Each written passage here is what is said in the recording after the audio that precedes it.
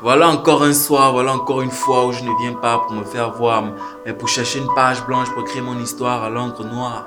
L'histoire de ma faculté privée de la vie en colocation. Dans ma faculté privée, tu peux trouver des articles sur le règlement intérieur qu'un étudiant doit penser à soi-même, penser à sa propre bouche. Si c'est chacun pour soi, Dieu pour tous, gratte-toi d'abord, le ciel te grattera. Les étudiants des matières comme rester dans la chambre, sortis pour se soulager, sortis pour faire sauter, surtout pour manger ce que les autres ont pris soin de préparer. C'est la loi du talion où s'exprime le droit naturel. Les étudiants n'assistent jamais au cours des travaux ménagers. On n'aime pas la physique de la vaisselle, les mathématiques du nettoyage du sol, les statistiques matricielles de la cuisine. On peut faire les matières comme je n'aime pas préparer, je ne sais pas préparer, ma mère ne m'a jamais dit de préparer, j'ai seulement faire les œufs ou bien bouillir l'eau du café.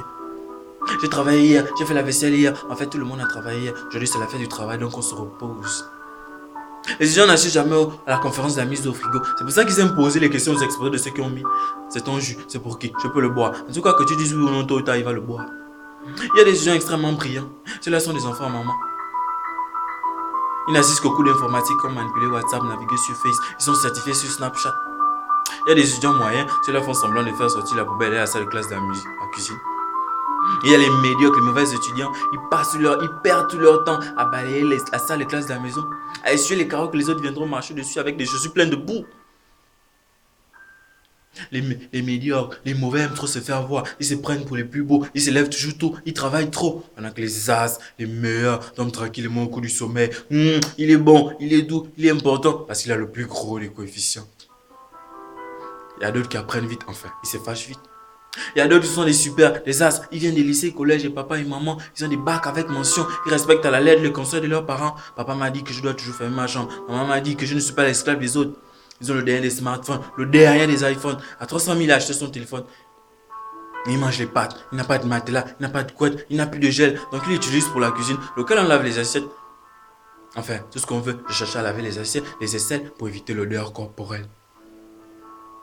On vit les études dans la chambre. Chacun met son matériel et géométrie de fourchettes et de cuillères dans la chambre. Bref, la vie en colocation est compliquée. Surtout quand tu n'as pas le matériel scolaire, quand il fait froid. Quand tu n'as pas le matériel à la couette, un ordinateur fixe comme le frigo. Pendant que les autres dorment au cours du sommeil la nuit, toi tu le suis avec difficulté, le ventre du cerveau vide des connaissances alimentaires.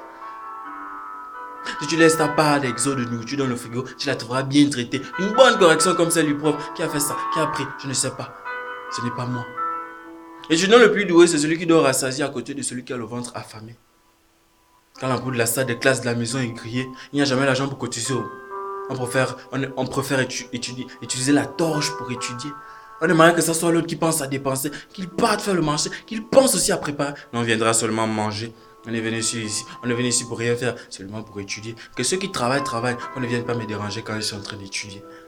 Alors, chers parents, chers amis et connaissances, dites aux étudiants qu'il y a une différence entre la vie en colocation et la vie en communauté. Pendant ce temps, moi, je retourne dans ma faculté. Je suis que le cours du sommet a déjà commencé. Yannick Akoma fils, le poète du mal.